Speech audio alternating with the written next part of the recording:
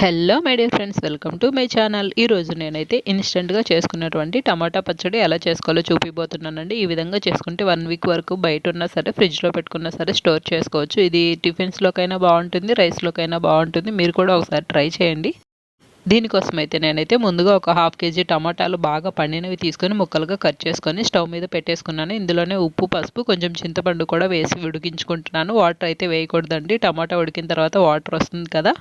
టమాటాలన్నీ ఈ విధంగా బాగా మెత్తగా ఉడికిన తర్వాత చిన్నులు గిన్నెలో వేసుకొని వాటర్ని వేరు చేసుకుంటున్నానండి. ఈ విధంగా వాటర్ అంతా అడుక్కెళ్ళిపోతుంది. పైనున్న గుజ్జునైతే మనం మిక్సీ జార్లో వేసుకొని మెత్తగా మిక్సీ పట్టేసుకుంటాము. ఈ విధంగా అయితే తొందరగా చల్లారుతుందని నేను ఈ విధంగా చేసుకున్నాను. లేకపోతే మొత్తంగానే మిక్సీలో వేసుకొని మిక్సీ పట్టేసుకోవచ్చు. ఈ మిక్సీ పట్టుకున్న దాన్ని ముందుగా మనం సెపరేట్ చేసుకున్న వాటర్లో వేసుకొని కలుపుకోవాలి.